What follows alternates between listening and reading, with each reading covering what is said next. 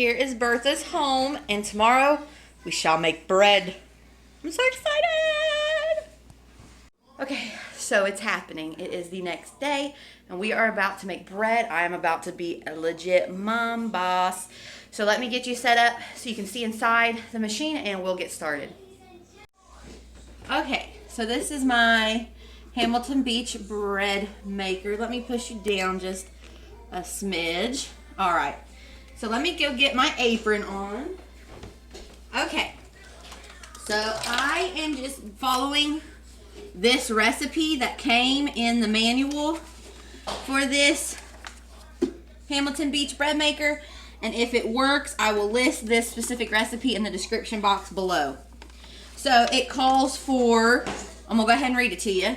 1 cup water, 1 1/8 teaspoon salt, 1 tablespoon sugar, 3 tablespoons butter or vegetable oil, and I'm gonna use vegetable oil.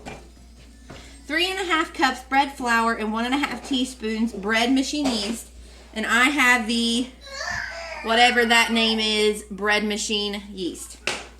So let's go ahead and pop over to the directions here.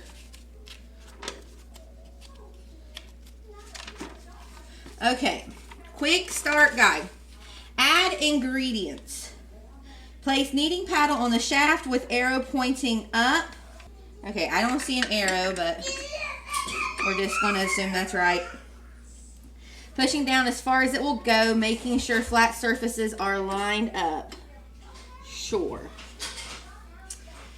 Carefully measure and add ingredients to the bread pan in the exact order given in the recipe. Tip, pre-measure all ingredients, including add-ins, prior to beginning. So right here, it has this little diagram about first, second, and last. It says first, liquid ingredients, room temperature. Yeah. Second, dry ingredients, sugar, salt, shortening flour. Last, yeast must be separated from wet ingredients. Okay, so let's pop back over to the recipe. So let's do it in this order. So 1 cup water, 1 1/8 teaspoon salt. Okay, 1 tablespoon sugar.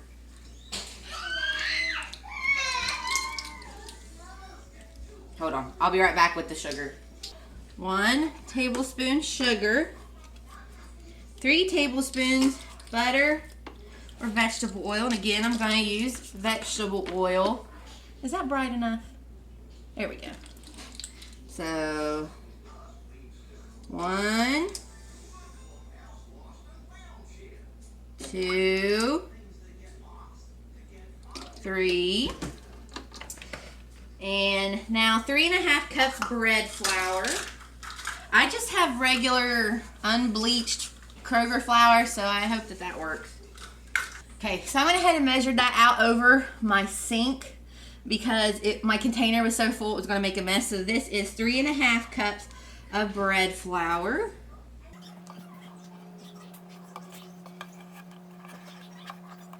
Okay, and then 1 1/2 teaspoons bread machine yeast. So here's 1 teaspoon.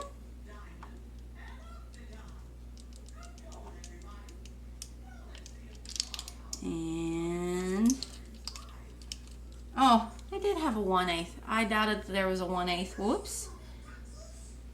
I put way too much salt. And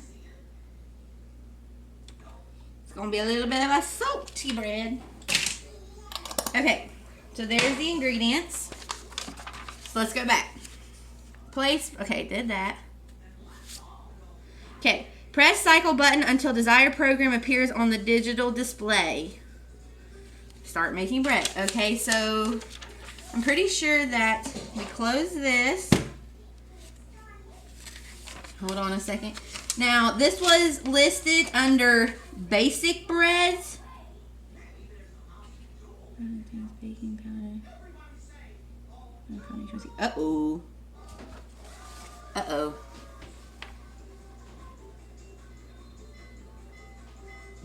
Flour that contains baking powder, used especially for making cakes. Do not use self-rising flour in combination with yeast. I think I have self-rising flour. Hold on. Okay, so we're good. I remember what the package looks like when I click listed. It's Kroger unbleached all-purpose enriched flour, so it's not self-rising. So that part's good. Again, it's going to be just a smidgen salty probably. All right, so yeah, this is already all wet. But, all right, basic cycle 1. Okay, so let's go back over here. Press cycle button until desired program number appears on the digital. Oh, I guess I should plug it in. That's probably an important place to start, huh? Okay, she is on. Cycle 1. Press start.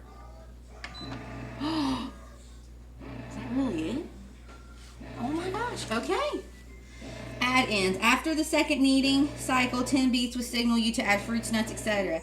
Using oven mitts, turn counterclockwise to unlock the bread pan and pull bread pan straight up. Still using oven mitts, shake loaf from pan and let cool for 10 minutes. Oh, so it's just going to cook it and everything.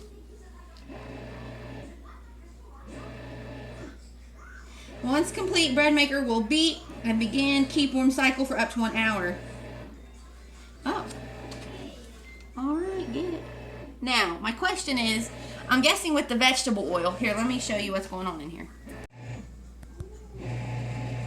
So, I'm thinking when it beeps to supposedly add the nuts and stuff in, I'm going to open it and scrape it on the edges.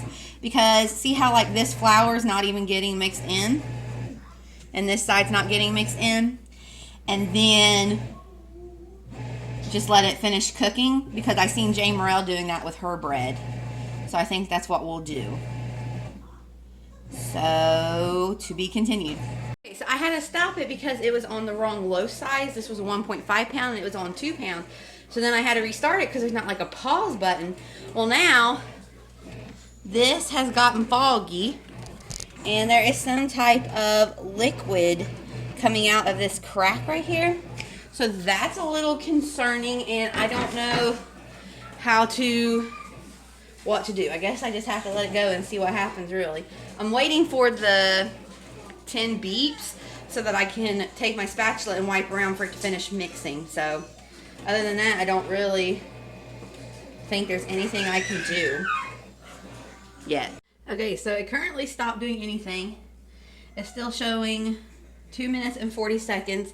I went ahead and popped this open, and it actually did mix up all of that dough on the sides that I was worried. So now it's just kind of chilling there, and I kind of don't know what to do with it. Hold on, let's look at the instruction manual.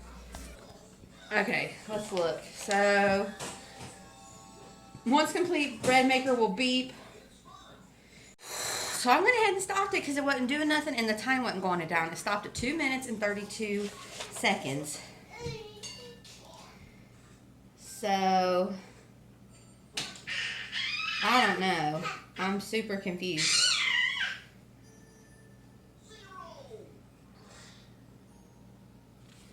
I'm going to have to like watch somebody do it. I think I'm just going to take it out. See, this is supposed to cook it though. See, I'm so confused, guys. I mean, the timer wasn't even doing nothing is what I'm confused about. Press the cycle button. Okay. See, it never beeped neither. So, I don't know. I think I'm going to take that out. Here's what I'm going to do. I'm going to take this loaf out. I'm going to put it in a bowl, put a wet towel over it, let it rise, kind of like old school traditional. And I'm going to start over with another loaf that's not so salty.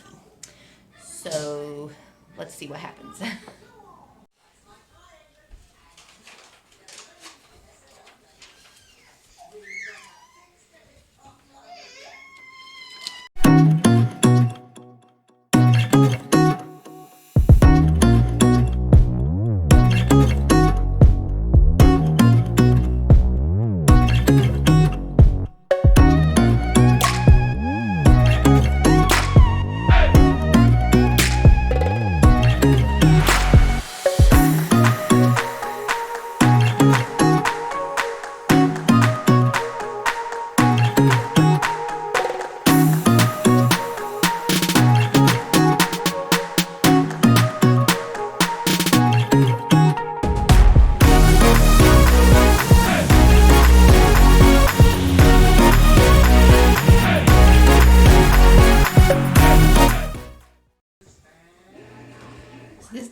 I'm just not going to touch it. I'm going to walk away and we'll see what happens.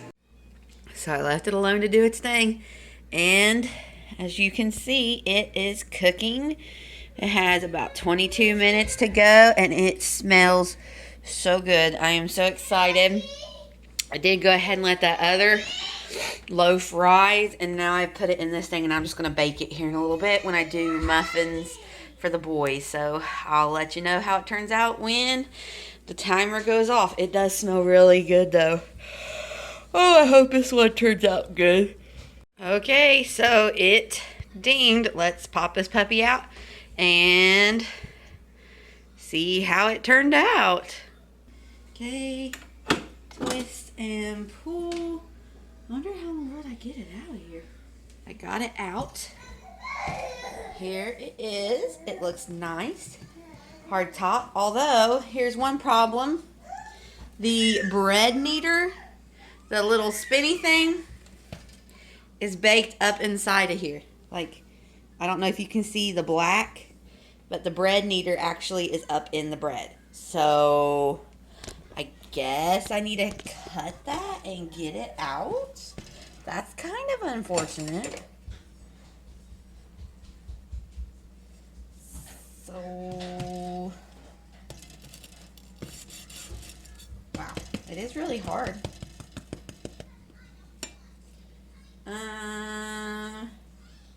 So, yeah, so I'm thinking I should have probably let it cool. But like, oh, that's hot. So, when I mush that back together though, it's pretty much going back into dough. So I'm thinking that didn't bake very well. Like, look, I can pretty much remake a dough ball from this middle section. So that's not great. All right, so I think what I'm gonna do is let that cool down for like a half hour. Make another loaf. And I'm not gonna rush to grab it out. Let it completely cool. And possibly, I don't know. Tastes good though, but like, look, it's a doughy. But is that because I grabbed it out way too fast and just like broke it apart? Possibly. So, like I said, like, look, it's just doughy though.